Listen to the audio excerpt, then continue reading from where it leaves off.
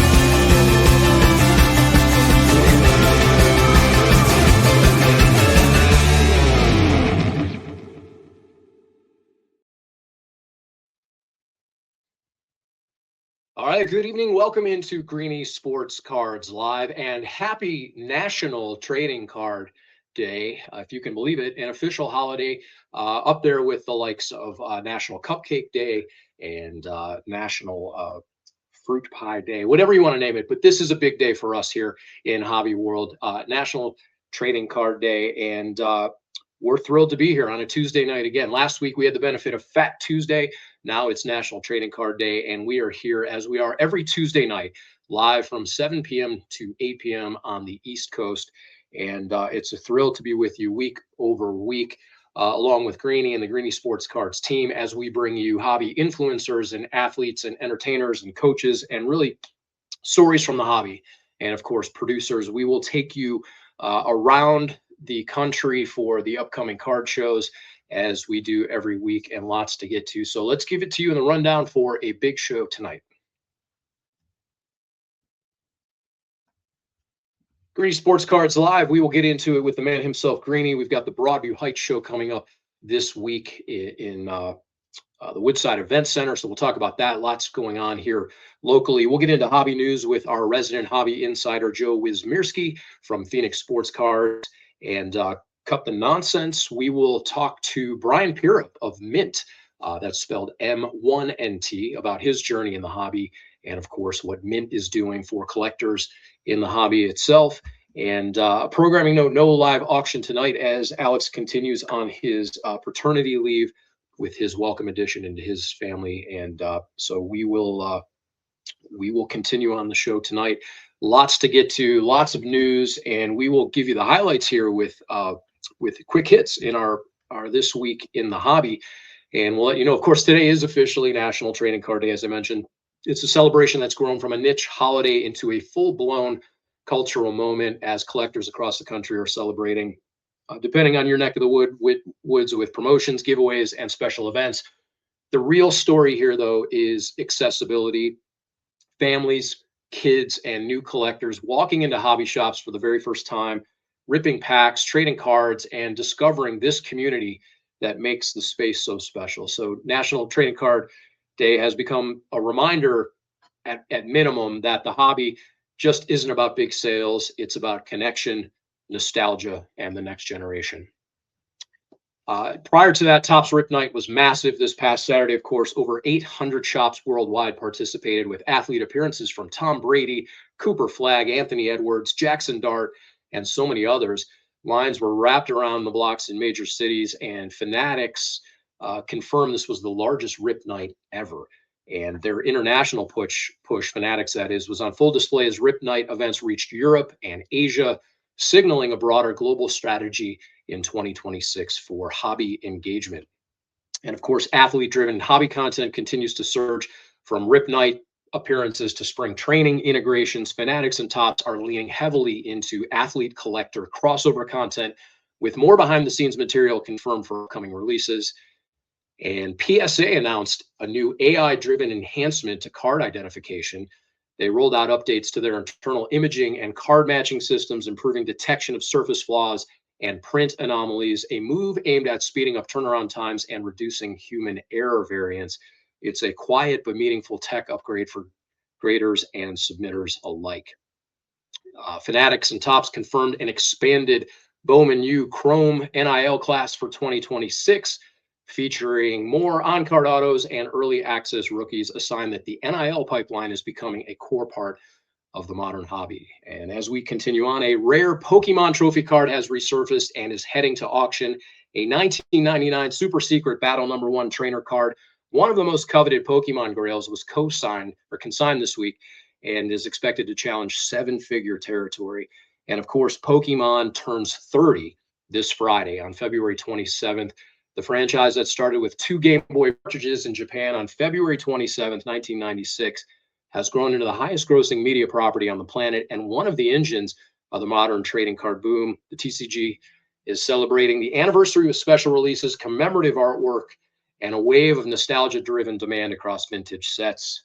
And the brand shows no signs of slowing down, of course. So more to come in our hobby news with Joe Wismierski of Phoenix Sports Cards. And so with that, we'll take a breath and we will welcome in the man himself, Steve Greenberg, aka Greeny. Happy. The phone is blowing up. Well, it is. It's National Trading Card Day. Not only that, and Ailey's going to post this up on National Trading Card Day. We had a signing day with our very first NIL student athlete on her maybe 4th card now, but Destiny Leo, we got her cards back, her first UNLV card. So perfect for National Trading Card Day. And some of those got sent out already to people that had purchased them. But yeah, National Trading Card Day, means a lot of things, with opening packs, but especially for us now creating our own trading cards. So with over 100 student athletes that we've had, and, several that we have this year, a few returning student athletes that transferred, but we also have, Akron, and we have Kent State, and we have Cleveland State, and there's actually a couple football players and a soccer player this year. So an ever-growing portfolio of student athletes, especially for National Trading Card Day. So that was a fun mail day for us in the office today, is to get Destiny's cards back from her. Yeah, hard to believe, Greeny. It started, the origin story of how we got into trading cards is pretty interesting. We'll get to that someday.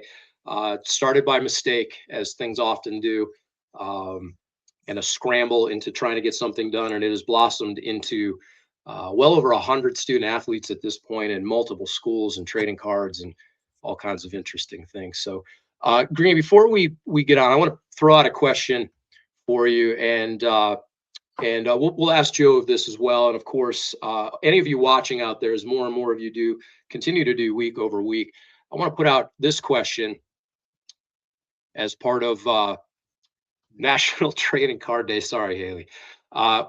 I'm curious, what is the trading card that comes to mind when you think back to your first collection as a kid? What is that one card? It doesn't have to be the most famous. It doesn't have to be something that everybody's aware of. But when you think back, the nostalgia part of collecting, what is that card that comes to mind for you?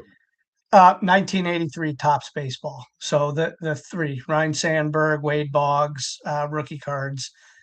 Those are the first packs I really remember opening. So, 1983 Topps. When people ask, that is the year that I remember. Tony Gwynn, Ryan Sandberg, and that's 1983 Topps. That is my first initial set. That did I probably open cards earlier, 82, 81 probably, but that is what I really remember is 1983 Topps. Yeah, I remember that Ryan Sandberg rookie as well as Wade Boggs. The one that sticks out for me, Green, is 1979 Topps. And I'm a little bit older than you, not much, but a little bit. Buddy Bell of the Cleveland Indians, third baseman, is the one card that sticks out for me as a kid. That 1979 tops with the banner on the bottom, and yeah, what a special thing. We talked about this at the shows recently with some of the sponsors and vendors, but the hobby is so unique as we talk about National Trading Card Day. It's unique in the sense that it's a multi-generational space where you have everyone from grandparents, great grandparents down to kids that are finding their way in this space, and you have the entire gamut of that. And there's a place for modern, there's a place for vintage. You have all types of cards, and then the fact that people can connect with it in so many different ways, and the nostalgia of cards is a really special place. So let us know in the comments, just like the dude did. What was your first trading card or memory that comes to mind when you think back? Something that sticks out. So let us know, and we'll get that up here in the comments section. So Greeny, let's talk about sports card auctions and Dave's team. What can you tell us about sport card auctions? I can tell you it's easy. Really, all you have to do is take the cards that you want to sell, mail them to Dave at sportcardauctions.com. They do the rest. They get them, they take the pictures, the perfect scans. They get them listed, 7-day auctions, 10-day, whatever you discuss with them. And really, once they're over and the auctions get paid for, the money gets direct deposited right into your account. So, I mean, it's that simple. Find the cards that you want to sell, go to their website, create a login, sportcardauctions.com, create your account, and you can really follow along right on their website and watch your cards in real time. Perfect. So if you're a neophyte, a beginner, you don't know anything about cards, but you want to sell, all you got to do is ship your cards, like Greeny said. They've got over 15 years of experience, professional team over there at Sport Card Auctions, and a 99% customer satisfaction rating. So send them your vintage cards, your modern hits, and maximize your return with competitive consignment rates, professional service. Start consigning today at sportcardauctions.com, where your cards get the spotlight they deserve. So our thanks to Dave Cook and his team. And before we get to hobby news with Joe, Greeny, you've got a big show coming up this weekend in Broadview Heights. Let's touch on that a little bit. Yeah, 100 tables. In this one, what we've really been focusing on is more sports. So this is 75% sports, 25% the TCG, Pokemon, One Piece, because we have our own TCG only shows. So this show, the Broadview Heights, Saturday, February 28th, is going to run from 9 a.m. to 3 p.m.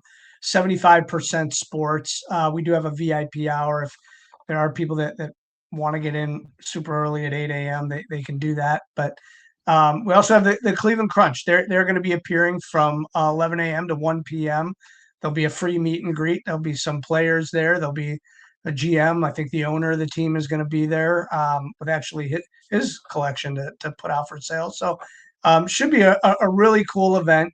The Let's Go Crunch podcast is supposedly going to be there. And we know that we have, some new interns that we are starting with are going to be there doing some filming, Amber and the team there. So a lot is going to be going on. And then, Bomber Breaks is the deal that we put together with them to sponsor these Broadview Heights trade shows. And then we'll go have the after show, right? A trade night at Bomber Breaks. They're going to give us some product. We'll do giveaways, door prizes from Bomber Breaks. So, I mean, it's going to be a heck of a show. I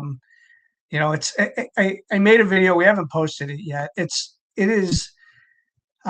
pretty humbling how many people vendor wise are trying to get into our shows. And unfortunately, this place only holds 100 tables. We probably could have sold 150 tables with the amount of calls we had today, to get into the Broadview Heights show. And I wish we could accommodate everybody, but I think there's going to be a good amount of customers showing up as well. And I mean, that's been the case. Shows are hot and people are coming from all over. They're everywhere. I mean, we were in Nashville this past weekend and 1,200 tables and thousands of people through the door. So I mean, we have a smaller version of that, but I think it's still going to be a pretty good event this Saturday. Yeah, you mentioned Bomber Sports Cards. The video running there is from Topps Rip Night over at their store. You can get a perspective of what their store looks like. They had Hanford Dixon in, did a tremendous job, and just what a wonderful reflection on the state of the hobby. You said card shows are selling out, vendor tables are at a premium, and each of the hobby shops were jammed. For all the videos we saw across Saturday night, what an amazing time to be in the hobby. So. With that, speaking of amazing and hobby, and we'll put that together with Joe Wismierski of Phoenix Sports Cards, and welcome in our resident hobby insider, Joe Wismierski. Welcome, gentlemen. I'm so happy to be here. Just so happy. Happy National Trading Card Day to you and yours. Steve, thrilled. It's been a whirlwind weekend, and to be able to celebrate National Trading Card Day and work in a shop, it's just a true blessing. You had a special guest in the shop last week. Sorry, we came from both ends there, Joe. Surround sound. Yeah. Go ahead, Jerry. Well, I posed that question earlier, Joe. What's that card that comes to mind for you? It's 87 Topps, and it's the wood paneling on the card because as a child I thought that there was actual wood for the longest time. And when it would fray the cardboard, especially I'm 42. I remember putting the actual cards in the spokes of my bike, and doing that kind of stuff. So seeing the wood fray, seeing the Barry Bonds card in there, that's seeing Corey Snyder. That was one of my favorite 87 Topps cards. So Will the Thrill Clark is the one that jumps out for me in that set. All right, carry on. Hobby news. Yeah. Well, I actually before that mentioned that you had a couple visitors show up to Phoenix Sports Cards last week. My parents. We did.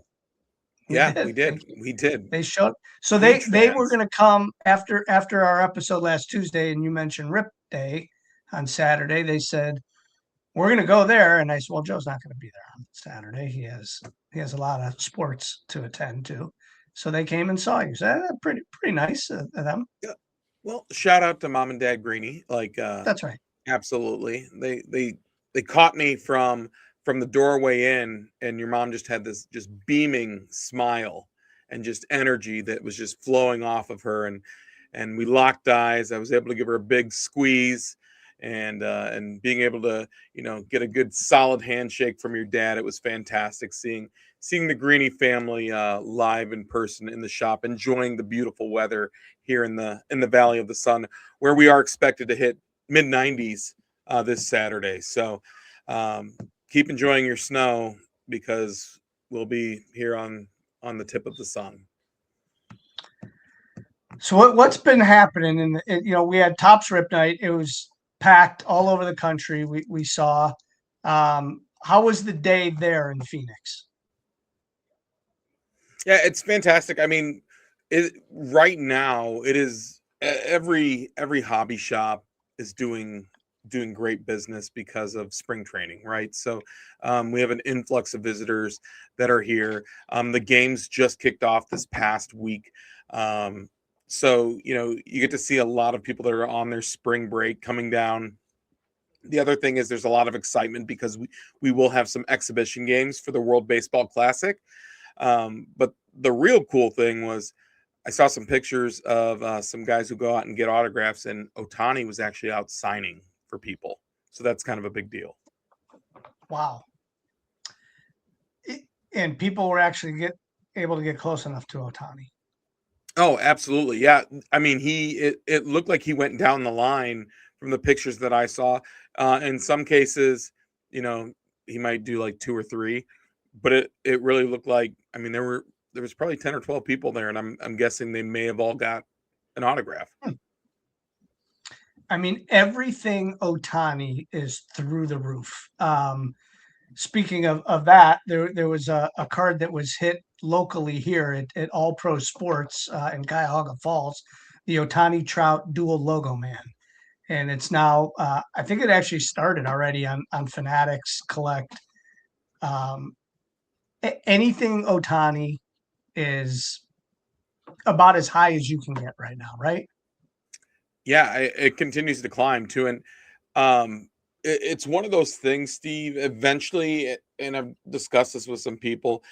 I mean, eventually there's going to be a leveling out, but you know, when you have his all kings cards, which are like those case hits that are all black, they look like playing cards.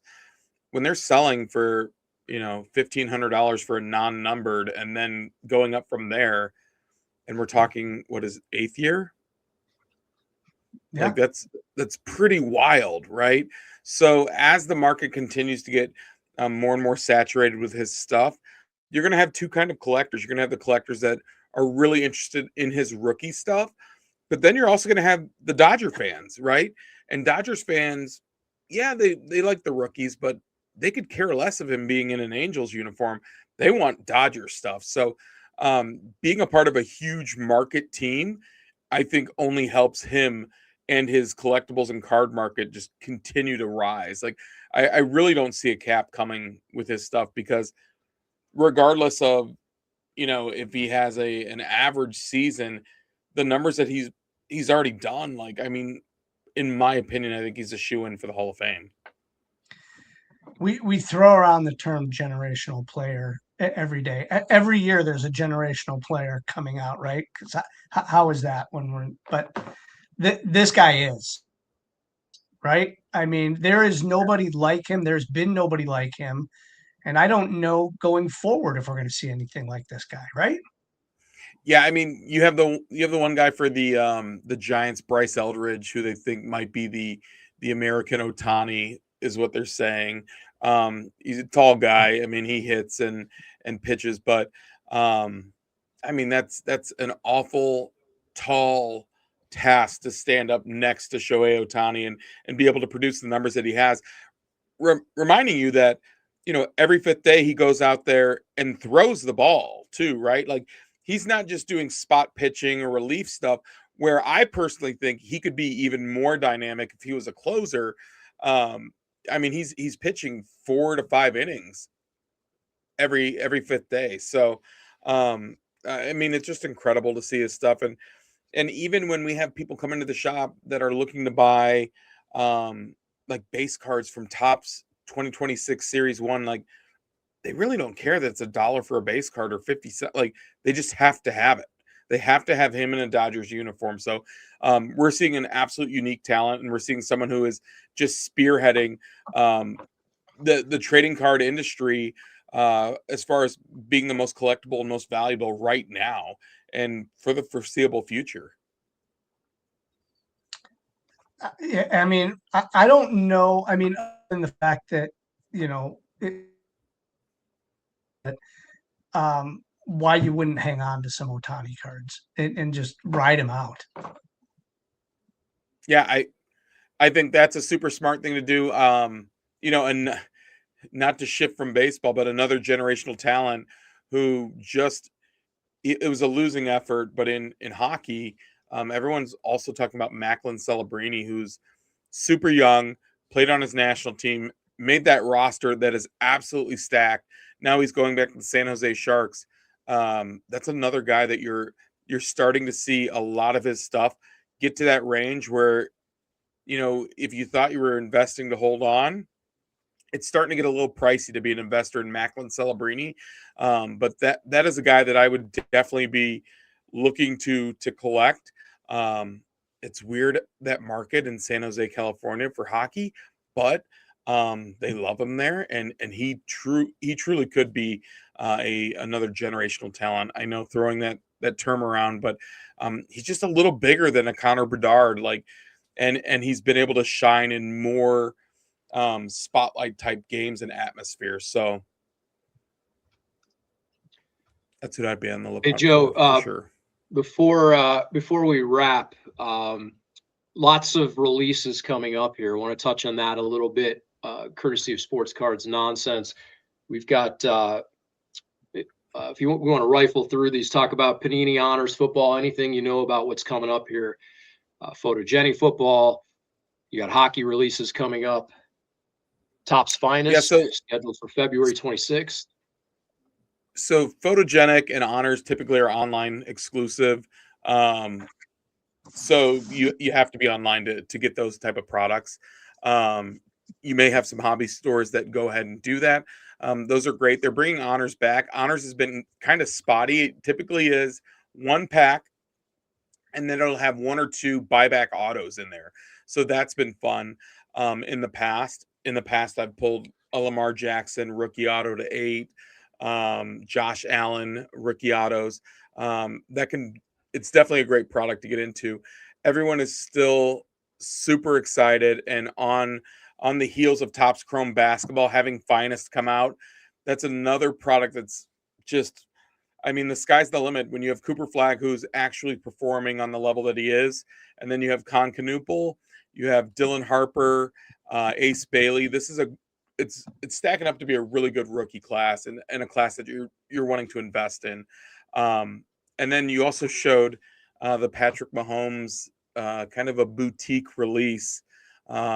It's probably going to be around, I don't know, maybe $12,000 to $15,000 for that box of cards, and you'll get a couple of Mahomes autos in there, and a couple of numbered cards. But Panini's they're really going all in towards the end here, and I don't know if you guys were aware, but Marshawn Lloyd, I believe, who he's the running back for the Green Bay Packers. He released on Instagram. He wasn't supposed to, but he signed his Topps Chrome football cards. Matthew Golden, thank you. Matthew Golden. He released his Topps Chrome rookie cards, his autos. So everyone was kind of nervous, like what's going to happen? Are they going to release something once they actually get the license in April? And I think we have our answer now, and they're going to have rookies. So having the opportunity for Cam Ward rookies, Tyler Shuck rookie autos, Jackson Dart rookie autos, it is really going to come to a head here in April. And for collectors, it's going to get expensive. It's going to get expensive for you to partake in ripping packs. But hopefully things can be priced appropriately, and the shops can keep it appropriate as well as breakers, so that everyone can have a taste, because this will be a pretty cool release to have Topps Chrome football back again. Can't wait. Sounds good, Joe. Appreciate you as always joining us week over week. Let everybody know where they can find you in person and in the interwebs. Absolutely. So you can find me at Phoenix Sports Cards 59th and Thunderbird in Glendale, Arizona. Come and check us out Tuesday through Sunday. We're having a great time here. Number one, at PHX Sports Cards on Instagram. And then you can find me on Sports Cards Nonsense, Cut the Nonsense, Wednesdays, 7:30, 8. Whenever it drops. That's fine. We'll look for it then. Check your local TV guide for listings. Hey, and really ask Brian a question, because I know he's coming on. The man travels all over, right? I want to know where his rewards points are, if he's a Marriott or if he's a Hilton guy, and find out how many he's accumulated so far, because he's got to have quite a few. I think that would be a fantastic question to ask him. Yeah, everybody's a collector. He may be collecting points. It's a good question. I love it. That's right. So thanks, Joe. Appreciate you. All right, Greeny. Yeah, coming up, Brian Pierup with Mint. That's M1NT if you're searching for it online as well. Can't wait for that conversation. Lots to get to. In the meantime, the hottest card shows around the country. Get ready for Card Show Live.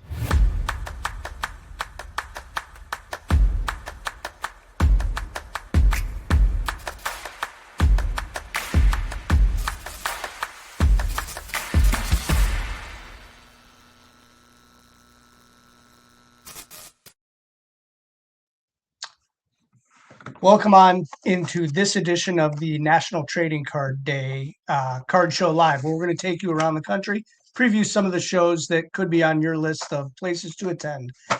We touched on it earlier, but number one, the Broadview Heights show here in Cleveland, Saturday, February, 75% of which are sports, 25% are TCG, and that show is this Saturday, February 28th at the Woodside Events Center in Broadview Heights. The Cleveland Crunch will be appearing, and afterwards there will be a trade night at Bomber Breaks. From there, we have the Flip Trade Show in Huntsville, Alabama, Saturday, February 28th, and this is one of their largest shows ever, 300 tables. Daniel and his team do an unbelievable job. I got a chance to hang out and talk to him a little bit in Nashville about what they're doing, and I can't wait to really see what they're doing. But this one here in Huntsville, Alabama, appears to be one of the largest ones that they have ever produced. 300 tables. Check everything out. The Flip Trade Show. Everything is on their website. Alabama's a terrific collector base, and a ton. I mean, you want to talk about a major college. So the amount of people that collect Crimson Tide players, and there's a ton of them. So check that out. The Flip Trade Show, Huntsville, Alabama, Saturday, February 28th. From there, our friends at Inside Pitch Promotions, who we've spoken to several times, Wes and his team, Tommy, the Charlotte Card Show, 400 tables, Charlotte, North Carolina, Inside Pitch Promotions. That is Saturday and Sunday, the 28th, and then we're already into March, believe it or not. Saturday, February 28th, Sunday, March 1st, Charlotte, North Carolina. That's Inside Pitch Promotions, 400 tables. From there, we're gonna travel south to Katy, Texas. The sports card show there on Saturday, the 28th, 90 tables. This show, I did some digging, I asked some questions. It's been going on for a good amount of time, and boy, they do a tremendous job. February 28th, this Saturday, the Katy Sports Card Show. They have a website. They have a couple different locations that they've been running shows. This one is in the Arc. So Katy, Texas, Saturday, February 28th, 100 table. I got PSA there and some other different things. And then a show that I just found to be interesting, the Breaking Bread and Catering TCG show.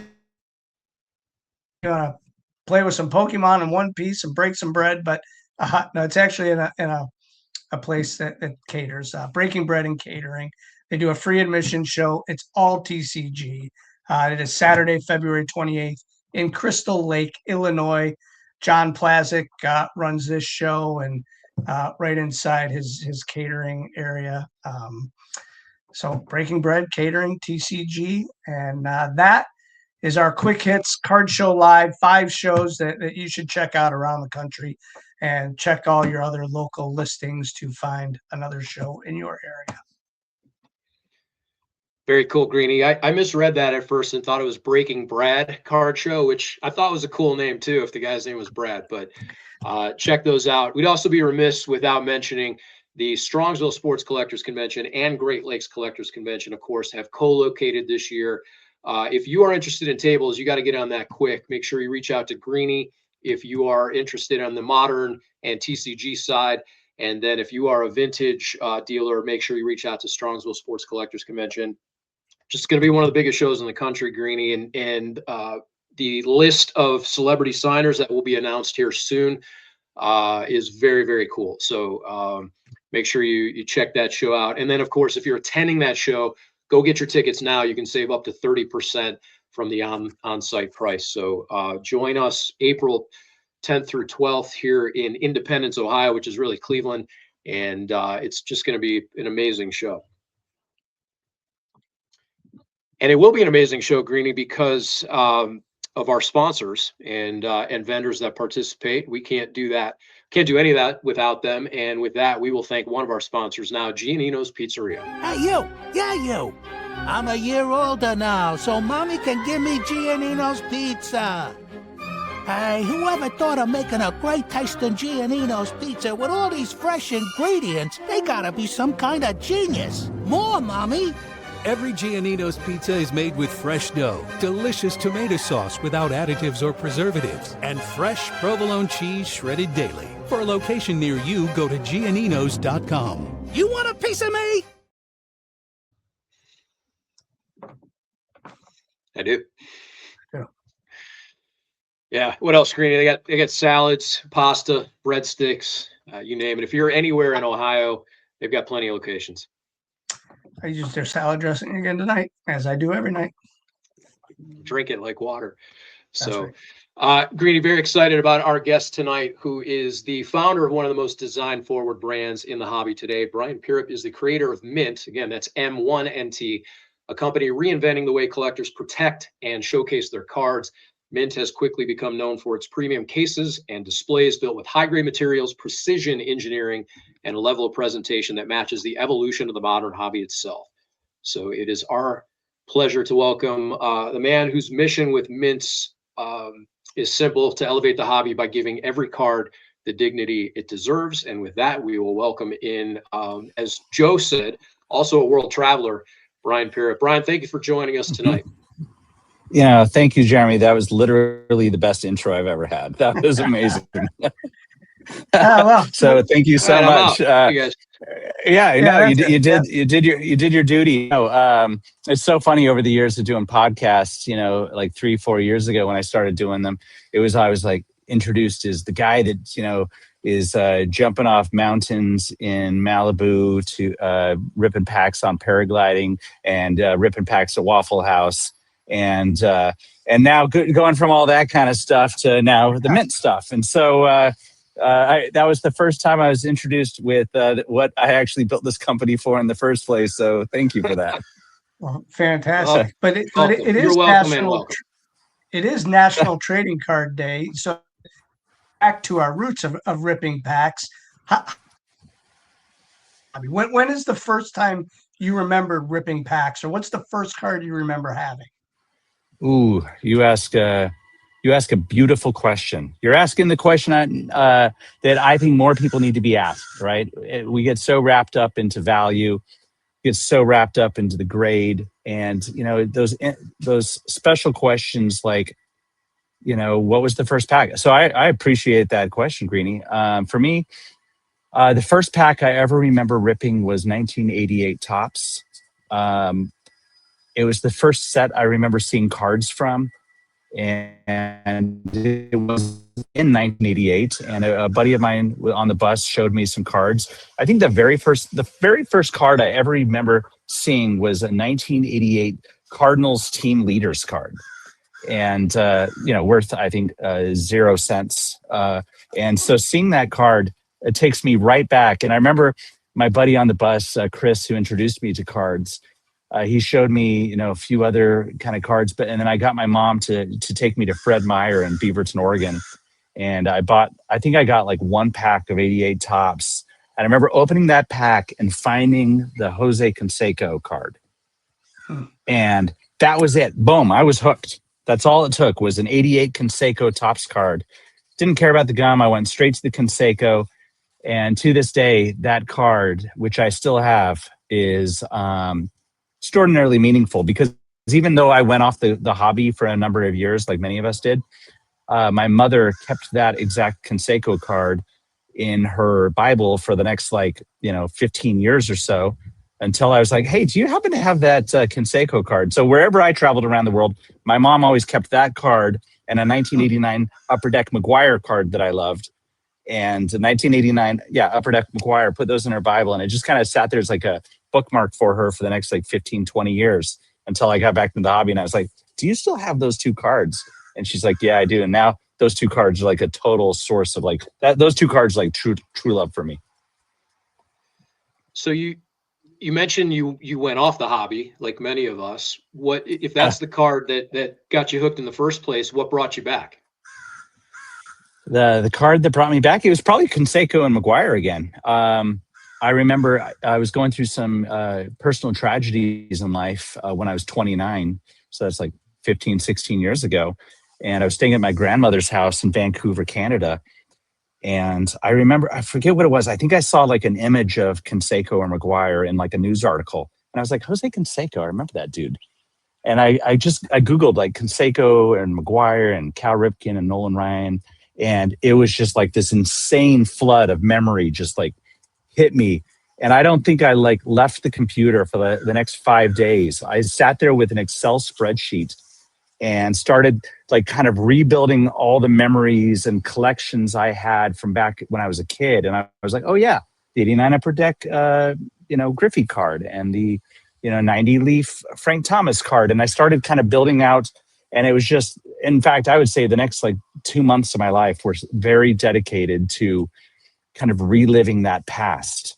And then the first card that kind of really pulled me in as far as a more contemporary card was, I remember going to a local card shop in Vancouver, and I saw the 2001 Bowman Chrome Albert Pujols card sitting under the glass, and it was going for a lot of money at the time. This is 2009, and that Pujols card, I was like, this thing is stunning. And I knew that there was only 500 copies, and it was all valuable, and I knew who Pujols was, and so that card became kind of my holy grail card of 2009 that really pulled me back in. There was also the Steven Strasburg chase that was going on.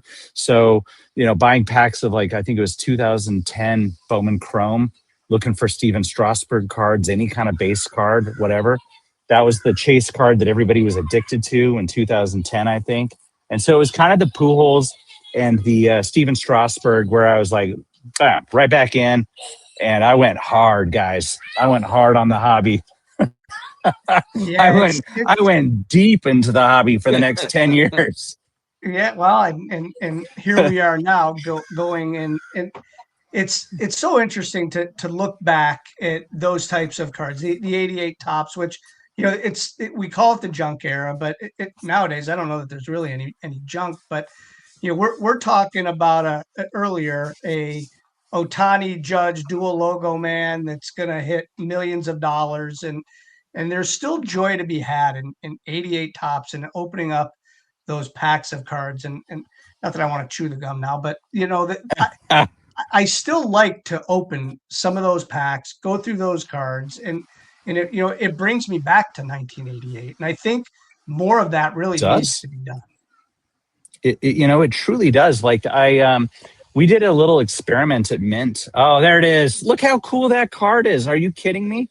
It's only $1.50, and it's still, to me, I see that card, that uniform, the way he's holding the bat, and man, I still I can't not look at that card and get giddy. It's just that's the card that got me in.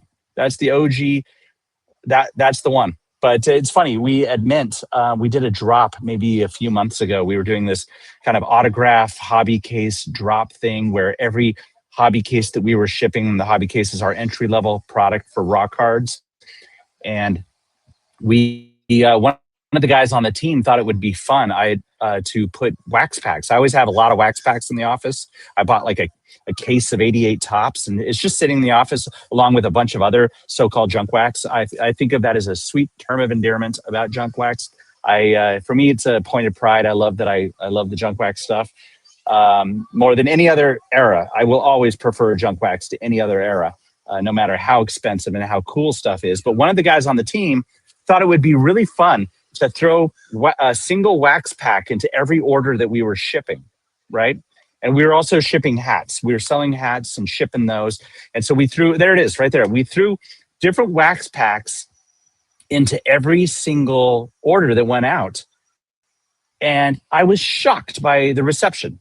There was a few guys that were like, I got a 1991 Don Russ pack. That's so stupid. And we're like, well, actually it was a bonus, right? That was literally we thought it'd be fun to throw it in. It wasn't part of the value proposition of the sale. But it was amazing. The 99% of people that wrote back to me was like, oh my gosh, you put a 88 Topps pack in there. I found a Ryan Sandberg card. He's my favorite player. I put it into the hobby case. And keep in mind, the hobby case is $25. That Ryan Sandberg card's maybe 50 cents, maybe 10 cents at most, right? And this guy's putting the 10-cent card into his $25 case because he loves that card and it reminds him of his youth. And that to me is what so much of the hobby is that these grown up humans all over the planet are opening packs of 88 tops, 89 tops, 87. And it's a beautiful thing because the second you smell that gum, the second you smell that cardboard, boom, you're in 1988 and you're getting off the bus with your buddies and you're going and playing some Nintendo, NES Mario Brothers or Tetris or Tecmo Bowl, and you're slurped right back into that era of feel good feelings when we live in a rather turbulent world. It's like an escape piece and nobody cares about the price, right? If you drop your Cal Ripken Jr.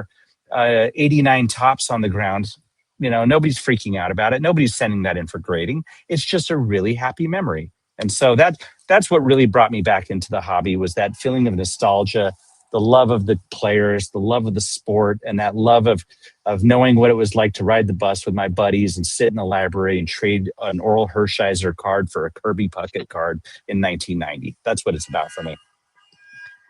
Yeah, and before we really get into Mint and what you're doing now, I love watching some of the videos where you go to the ballpark with a box of cards and you pass the packs out to people. What are those like? What is it they get out of that? And you see their expressions, like the joy that these guys and girls, they're opening packs of cards.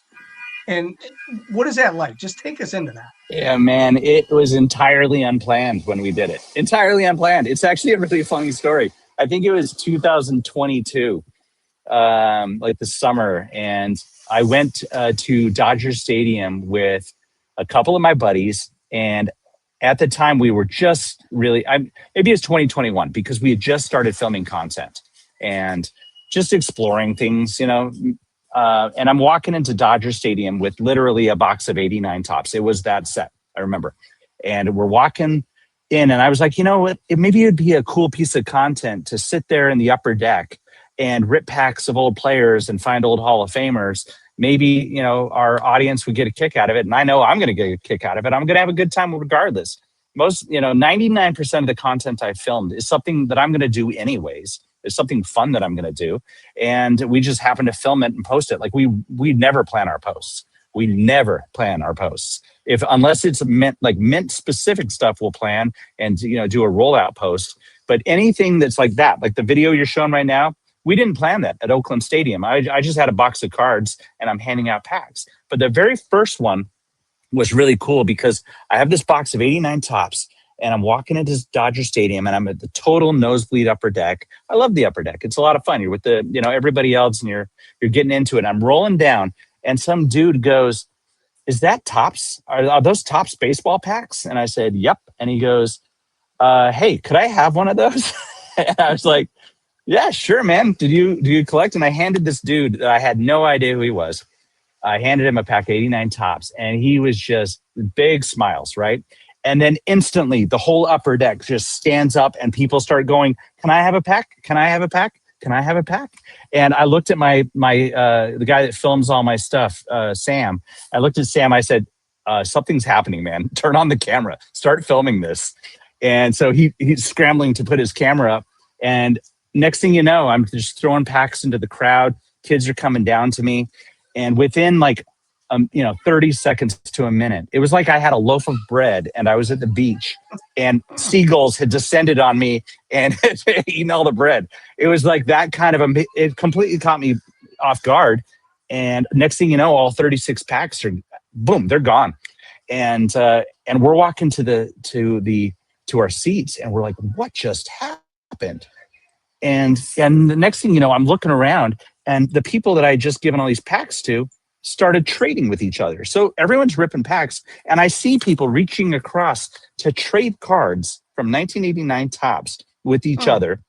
I see people putting gum in their mouth, and I see people for the rest of the game, they're like going through cards and they're passing them to each other.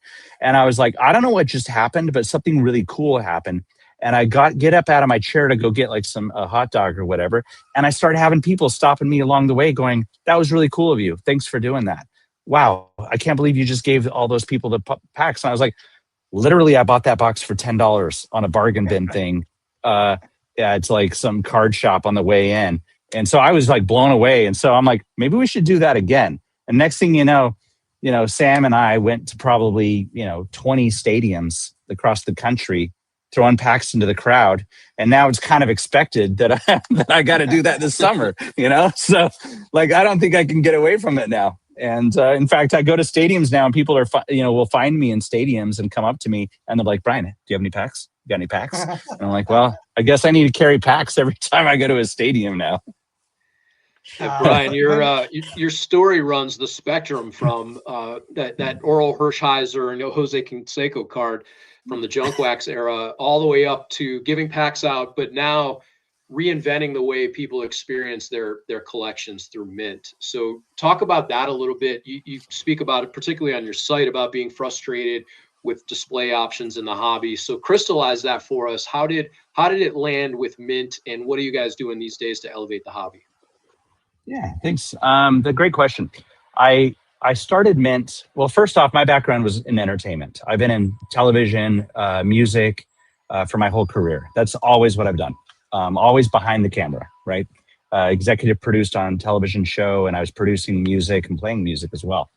And so I was collecting I was like a closeted collector. Like I would go into card shops, buy some packs or buy some packs off eBay. And I'd send it, even when I was living in England back in 2010, I would ship boxes of cards to my dorm room, and I would rip packs and then hand some of them out to the other Americans in my program. And we talk about baseball or whatever, but it was a very solitary hobby for me. But I never wanted to get into grading because I just didn't like, I had no problem with the grade and the grading process. I thought that was cool. The authentication is cool. I love authentication. I want to know stuff isn't counterfeit. But what I didn't like is I thought the cases were so ugly. I've always thought that PSA cases, and I've told this to the CEO of PSA to his face. I've told this to the CEO of Beckett to his face. I've said it to every leader of all the grading companies. That's exactly how I felt. Is I always thought stuff was tacky. It always looked like a 10-year-old's bedroom in 1987, right? And I just didn't like that. I didn't like that I would spend, $5,000 on a card and I'd put it into the same piece of plastic I had in 1989. I always thought there was something ridiculous about that. And I really hated the some sort of display on my wall where you put the players at different positions. And then, some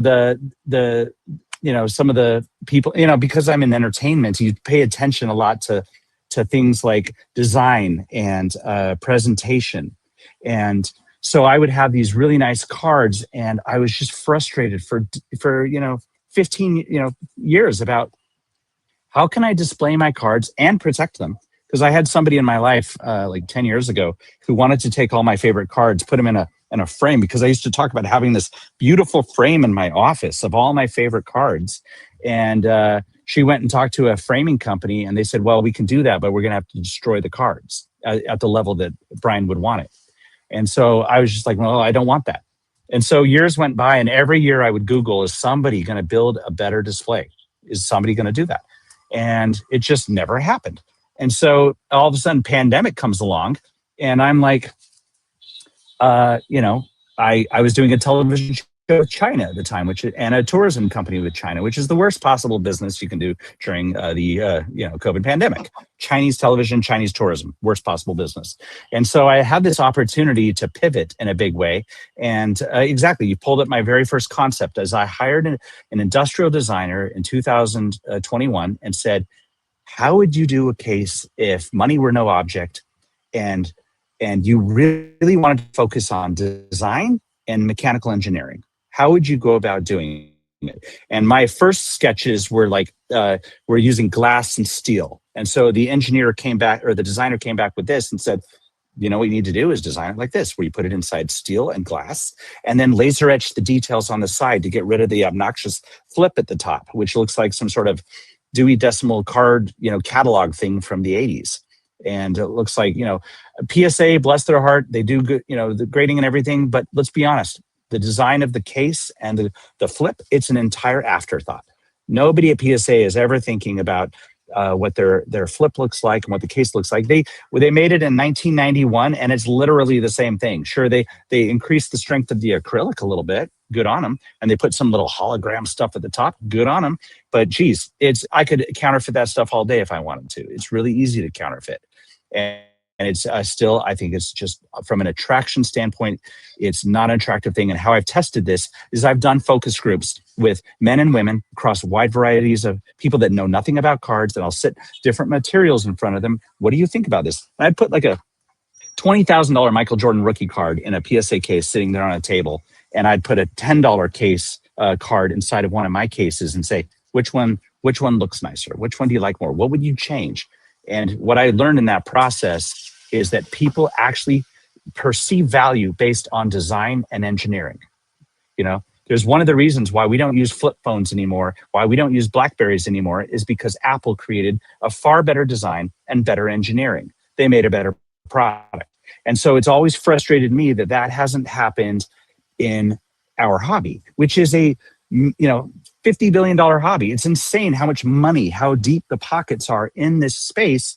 And I've talked to like celebrity athletes. I've talked to, you know, all the people that really matter in this hobby, and they all feel the exact same way. It's like this elephant in the room that everybody knows, but nobody really talks about.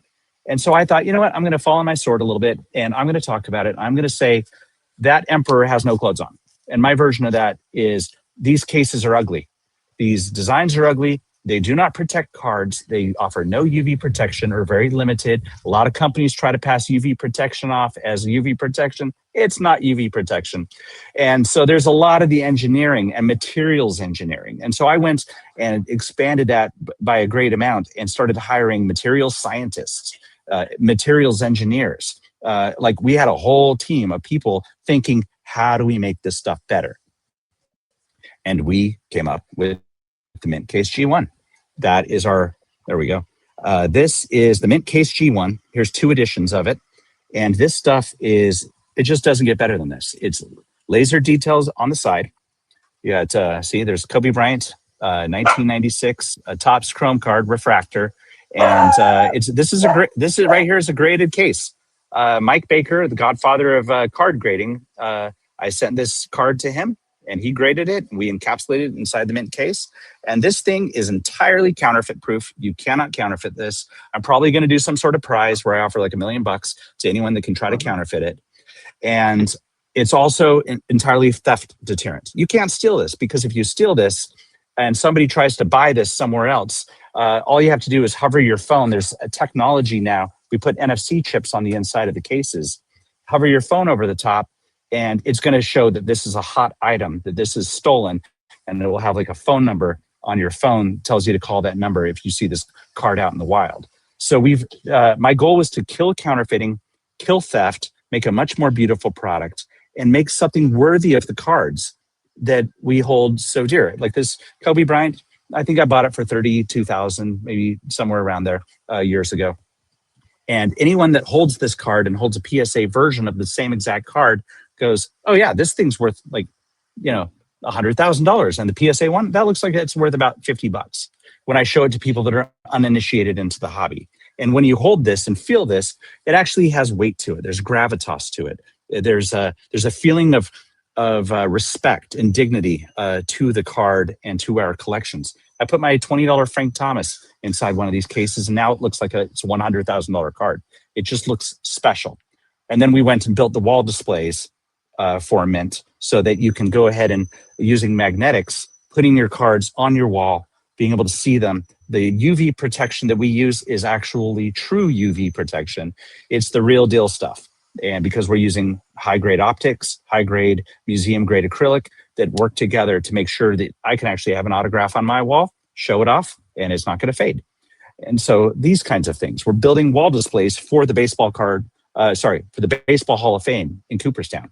So these are the kinds of things that we're doing. We're going to be putting these cases and displays in all the stadiums around the world for every possible sport. So when you walk into Yankee Stadium, you're going to see a Mickey Mantle rookie card, 1951 Bowman, right next to Lou Gehrig and all the way to Aaron Judge. And you'll be able to see these cards up on the wall, Yankee Stadium, where everyone can participate and enjoy them. And yet, you know, they're protected, they're safe, nobody can steal these things, and nobody can counterfeit these things. They're the real deal. And so this, I think Mint is the company of the future. And we've spent 5 years building this, and we actually release them to the wait list tomorrow. Amazing stuff, Brian. We are up against it on the hour here. Amazing conversation. We would love to have you back and continue the dialogue. And we really appreciate you joining us tonight. Thank you very much for your Brian, time, gentlemen. thank you Really very enjoyed much. it. We'll catch you on the next time. We'll see you at the National. Absolutely. Thanks. Thanks. Our thanks to Brian Pirup from Mint, Joe Wismirski, Haley on the board. Thanks to all of you for joining us. Greeny, May the cards forever be in your favor. Have a good night, everybody.